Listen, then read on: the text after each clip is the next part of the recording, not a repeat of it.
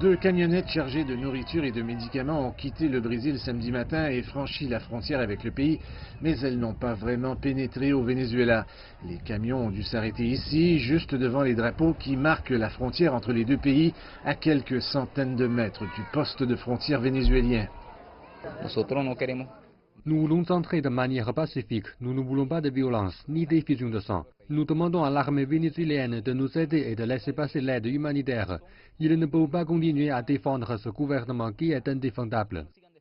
Le camion était encerclé par des centaines de manifestants vénézuéliens qui avaient également mis le drapeau du pays en berne en signe de tristesse en raison de la situation de leur pays.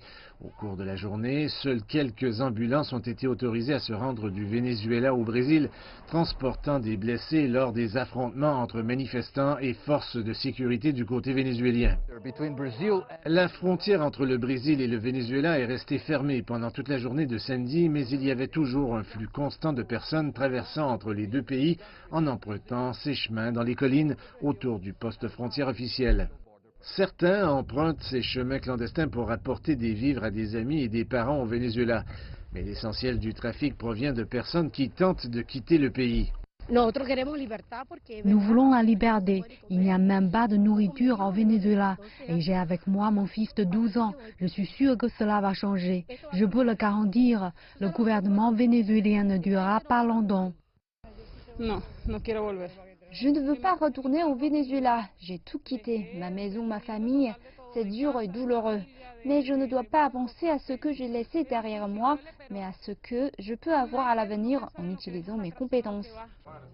Le ministre brésilien des Affaires étrangères est venu dans la ville frontalière de Pacaraima pour surveiller les opérations. Il a réaffirmé la position du Brésil, selon laquelle il s'agissait d'aide humanitaire et non d'une action politique.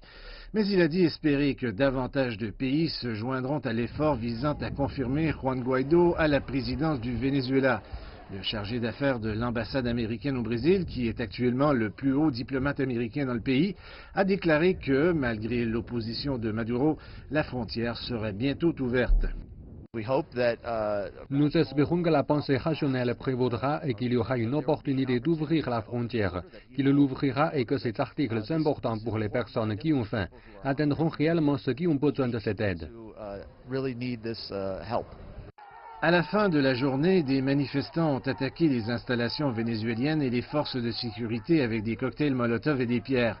L'armée vénézuélienne a riposté avec des gaz lacrymogènes et des balles en caoutchouc. Les forces de sécurité brésiliennes ont ensuite établi une zone tampon entre les deux parties. Cependant, la situation reste instable.